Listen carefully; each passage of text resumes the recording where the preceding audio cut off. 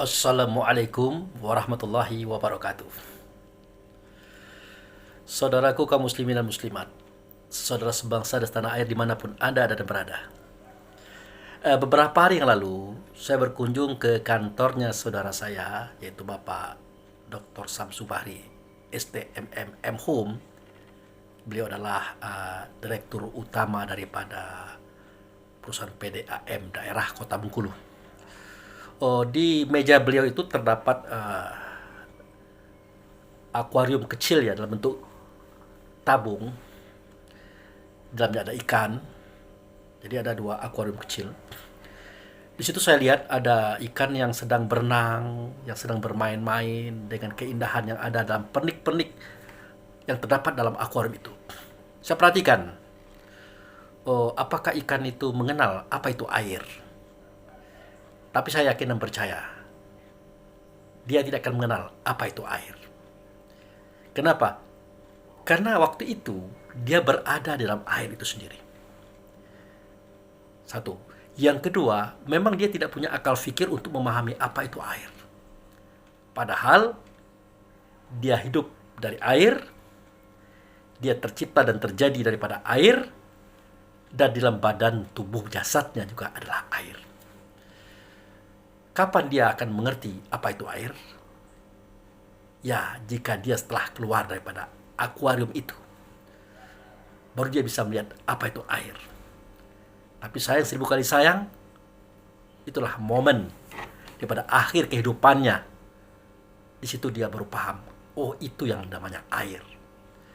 Nah, kisah ini pernah terjadi dalam sebuah dongeng ya, tapi ini analogi.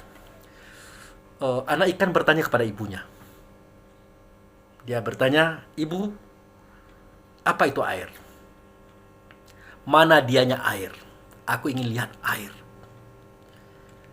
Maka ibu ikan berkata, "Anakku, jangan kau tanyakan itu.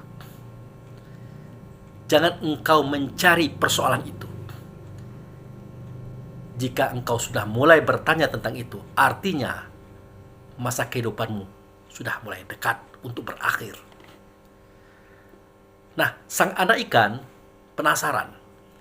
Dia pergi kemana-mana. Setiap bertemu dengan teman, kawan, dia bertanya, apa itu air? Mana itu air? Nah, sekali itu dia bertemu dengan sepuh ikan, guru besar daripada ikan. Mungkin Anda tidak percaya, kalau ikan juga punya guru, punya orang yang pandai mendidik dan membina. Nah, sang guru ini berkata, "Hai anak, engkau akan mengenal apa itu air jika engkau telah meninggalkan air itu sendiri." Nah, kau camkan kata-kata itu. Anak ikan tidak menangkap maksudnya itu. Nah, pada suatu hari, di pagi hari katalah sekitar jam setengah 6 pagi, perut anak ikan itu lapar. Dia mencari makan. Tiba-tiba dia melihat seekor cacing yang sedang menggeliat di dalam air. Dia tidak peduli. Langsung dia tangkap dan dia makan. Truk. Tiba-tiba dia menjerit, aduh, bibirku sakit. Ternyata pada saat itu dia terkena pancing nelayan. Dia menangis, dia menjerit, dia memberontak-rontak.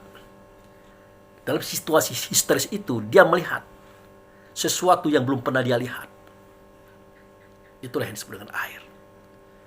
Maka dia teringat pesan sang guru, pesan sang ibu, bahwa melihat air itu sama artinya dekat dengan kematian. Nah, dia semakin memberontak-rontak. Akhirnya dia terlepas. Bibirnya itu terluka, robek. Dia masuk ke dalam air. Dia menangis mencari ibunya. Dia berkata kepada sang ibu, "Sekarang aku baru mengerti apa yang dimaksudkan oleh ibu, apa yang dimaksud oleh sang guru tadi. Ternyata kalau kita sudah kenal apa itu air, kalau kita sudah melihat apa itu air, ternyata hari kematian kita sudah dekat. Ternyata itu maksudnya." Nah, ini adalah cerita ikan. Tetapi kalau cerita kita insan, Ya ada mirip-miripnya juga.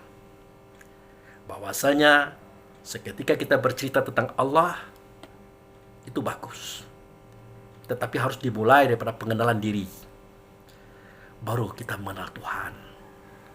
Setelah mengenal Tuhan, baru kita mengenal namanya, yaitu Allah tadi. Nah, kita selalu berkata dan bertanya, mana itu Tuhan? Mana itu Allah? Aku ingin melihatnya. Ya kalau melihat Allah tidak mungkin. Karena Allah adalah nama. Nama daripada Tuhan itu sendiri. Ya kalau sudah nama kan tidak ada bentuk, tidak ada rupa, tidak ada suara, tidak ada katanya. Semestinya dicarilah Tuhan. Yaitu yang dengan nama Allah itu tadi. Nah itu. Nah kita susah memahami itu. Karena Allah itu, Tuhan itu meliputi segala sesuatu. Termasuk meliputi diri kita. Padahal antara kita dengan Tuhan itu jauh tidak berjarak, dekat tidak berperantara. Itu. Kita diliputi oleh Tuhan. Kita diliputi oleh Dia yang bernama dengan Allah tadi. Nah, sementara tubuh badan jasad kita tercipta dari sesuatu yang datang daripada Tuhan juga. Yaitu anasir angin, anasir air, anasir tanah, anasir api. Bukan angin, bukan air, bukan tanah, bukan api, tapi anasirnya. Unsur pokoknya, ruhnya. Ya, roh air itu namanya roh rehan. Ya. Roh angin maksud saya. Roh air itu rahmani, roh tanah itu jasmani, roh api itu idafi. Itu asal muasal tubuh jasad kita. Yang di dalam tubuh itu juga datang daripada Tuhan. Maka tidak terlalu jauh bedalah dengan ikan tadi. Kalau ikan tadi diliputi oleh air, tubuhnya terbuat dari air juga, sementara isi dalam ikan itu juga ada air. Nah, oleh karena itu kita dianjurkan mengenal Allah, mengenal Tuhan. Tapi dengan cara mengenal diri kita sendiri.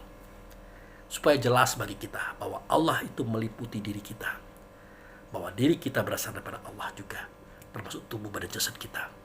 Supaya apa? Supaya kita mati sebelum mati. Antamutu qabla maut. Nah, kalau kita sudah mati sebelum mati, maka kita mengerti apa itu hidup, apa itu mati. Kalau sudah begitu, mudah-mudahan hidup kita akan selamat. Hakikat diri kita akan kita kenal dalam bentuk keselamatan. Jauh daripada maksiat, jauh daripada kemungkaran, jauh daripada kesombongan terhadap diri sendiri, keluarga, kaum kerabat, dan orang lain, apalagi Tuhan. Itu saja sekedar informasi tentang kajian tasawuf yang saya sering angkat untuk membuka cakrawala berpikir kita sebagai perbandingan. Oke, terima kasih. Wabillahi taufiq wal hidayah. Assalamualaikum warahmatullahi wabarakatuh.